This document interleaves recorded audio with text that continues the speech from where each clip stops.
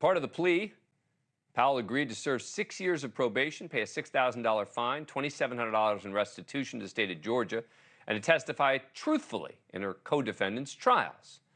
On November 14, 2020, the former president announced Powell as part of his legal team, tweeting, "I look forward to Mayor Giuliani spearheading the legal effort to defend our right to free and fair elections. Rudy Giuliani, Joseph DeGeneva, Victoria Tensing, Sidney Powell, and Jenna Ellis, a truly great team, added to our other wonderful lawyers and representatives." Days later, Powell was front and center at a news conference with Giuliani and Jenna Ellis at the RNC, where she made baseless claims that voting machines had been hacked.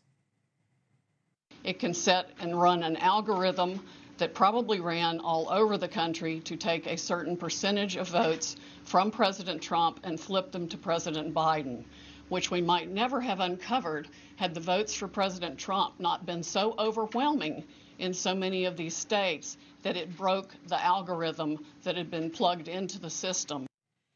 It broke it. It got broke. Yet Powell said in court documents in Georgia that she never actually represented former President Trump or the Trump campaign, regardless. Special Prosecutor Jack Smith will be very interested in what she has to say.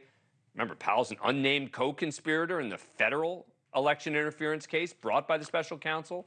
She's described in the indictment as, quote, an attorney whose unfounded claims of election fraud Trump privately acknowledged to others sounded crazy. Joining me now is someone who's not a safe bet guest on MSNBC. He's not a safe bet guest on Fox News. That's why I like him. Renato Mariotti. He's a former assistant U.S. attorney for the Northern District of Illinois. All right, Renato, I hear MSNBC is telling me this is the biggest thing ever. It might be, but I don't really know. Where are we today? Well, it's interesting. There are a couple trials that are going to be occurring in Georgia, not just one. There's a speedy trial that was pushed forward by some of the other attorneys, like Kenneth Chesebro.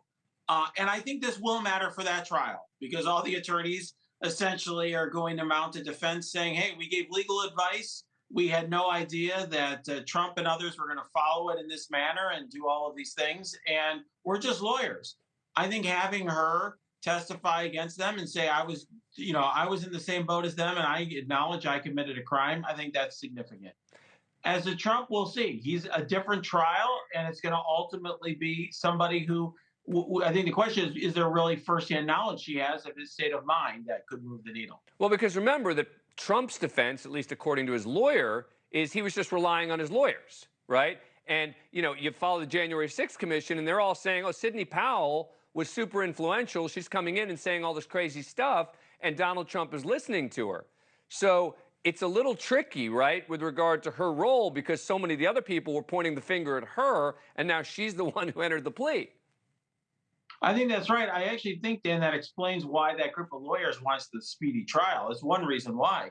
They want to get out in front and have their own trial before they're stuck in a trial with everyone else where a lot of people are pointing fingers at them. So I think this is a really interesting move. And, of course, there are privilege issues as well. I mean, regardless of what she claims regarding her representation of Trump, it's generally in most jurisdictions the client's view or the potential putative client's view that counts. So if Trump thought that she was his lawyer, that's an issue for her. Right, except for the fact that if they're committing a crime together, then the attorney-client privilege doesn't apply. So I guess we'll have to see here. Renato Mariotti, thank you, as always. Appreciate it. Thank you. Still ahead, thank you for watching. Go to newsnationnow.com to find NewsNation on your cable provider.